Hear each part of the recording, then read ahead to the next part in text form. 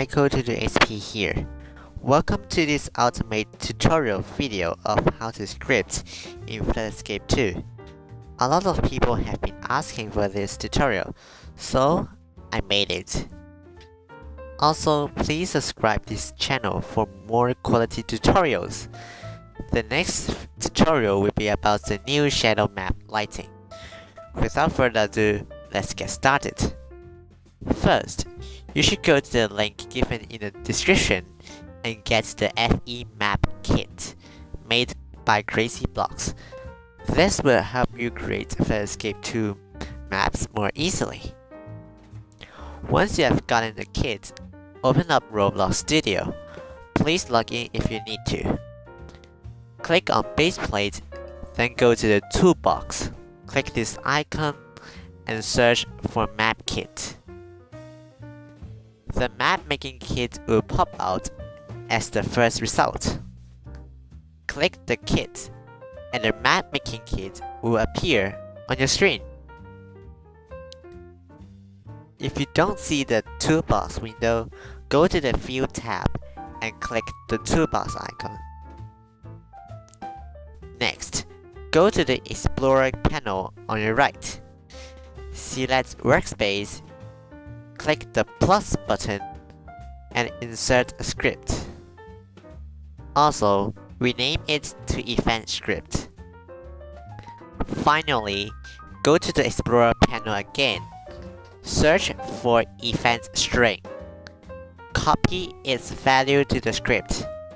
Then delete Event String. Then you're done.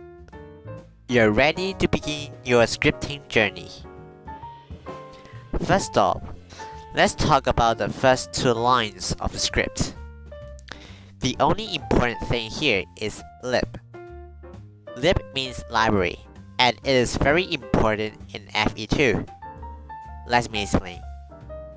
It is essential for moving water and changing water state. Imagine lib as a toolbox, and you have to get some tools from the lib toolbox in order to control the water. So basically, you have two tools to work around with. One is called Move Water, and the other one is called Set Water State. If you just look at their names, you may know what they exactly do. Move water moves water and make them rise. Set water state changes the water state, such as water, acid, and lava. Okay, now let me explain them one by one. Let's start off with move water. You can see there is something between the brackets. These are what we call parameters. In simple words, they are just settings, and each option is separated by a comma. Now let me explain each option one by one. The first option is the water you want to control. To access to your map model, type lib.map. Okay, before we move on, let's take a look at this picture. Actually, the Explorer is just like a tree diagram. Everything in the Explorer is perfectly listed here. Let's go back to the main topic, accessing the water. You can see the water is here, right? To access there, you have to go there step by step. To go to the next level, we type a dot in our script. For example, to access water 1, you should type lib.map.intro.water1. Since intro is the next level of lib.map, and water1 is the next level of intro. On a side note, you should not name two parts to be the same name, or else it will confuse the script. Now you know how to access the water. Let's move on to the next option. In this option, you see something like factor3.new. The only thing you need to change is the three numbers in the brackets of factor 3 Again, these are the settings. So they are like settings of the settings. Let me explain what each option does. The first option controls how much will the water move to the right. The second option controls how much will the water move upwards. The third option controls how much will the water move backwards. Their unit is stud. But how much is one stud? Here is one stud. Also, you can make them become negative numbers and make the water go left, down, or front. For example, if you want the water to go to the front and upwards at the same time, the second value should be positive and the third value should be negative, since positive C is going backwards. So, you now understand how to offset the water. Let's move next option. The next option is duration. It determines how much time will the water move to its new position. This option is measured in seconds. Pretty simple, isn't it?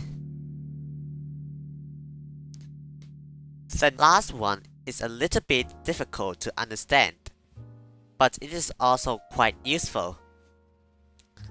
I said the second option determines where the water will go, right? However, which side is which side? Is this left side? Is this right side? You don't know. It really depends on where you stand and look. However, it leads to a big problem. If you think this is left side, but the script doesn't think so. You think it is backwards, but the script doesn't think so. However, to solve this problem, we have to make use of this option. This option controls which direction is where. If it is false, the water will move according to the global directions. The global directions will never change, kinda like east, west, south, and north in real life. However, if you set this to true, the water will move according to its own direction, like going to its left side, upwards, something like that. But how do we know which side is its front side or left side, etc.? You can go to the Properties panel and click this button. It will show which side is which side. Now it is showing its front side because I click on Front Surface. For example, see how the water moves differently when this option is set to true and false. Now you know the difference, and you finally understand how does Move Water tool work. Let's move on to the next tool. The next tool is Set Water State. It allows you to set the water to a new state. Again, there are two options. The first one is the water part you want to control. It functions the same as the first one.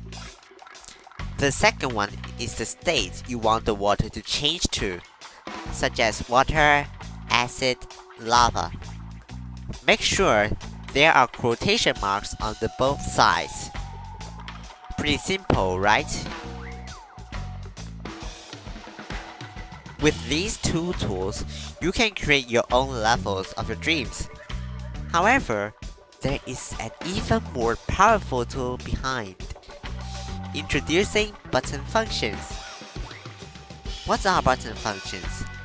Well, they make water react to when buttons are pressed, such as two buttons in beneath the ruins, which makes the lava falls.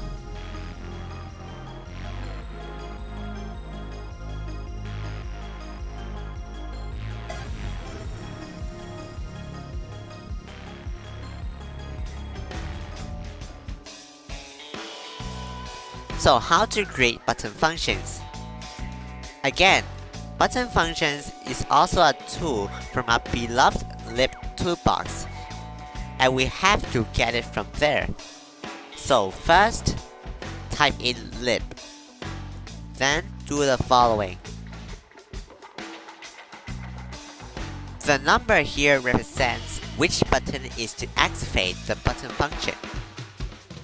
For example, type in 1 for button 1, 4 for button 4. Then, in between these two lines, just type whatever you like. You can put our previous tools in it. They are move water and set water state.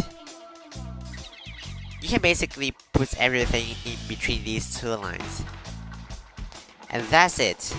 This is the ultimate scripting tutorial on making an FE2 map.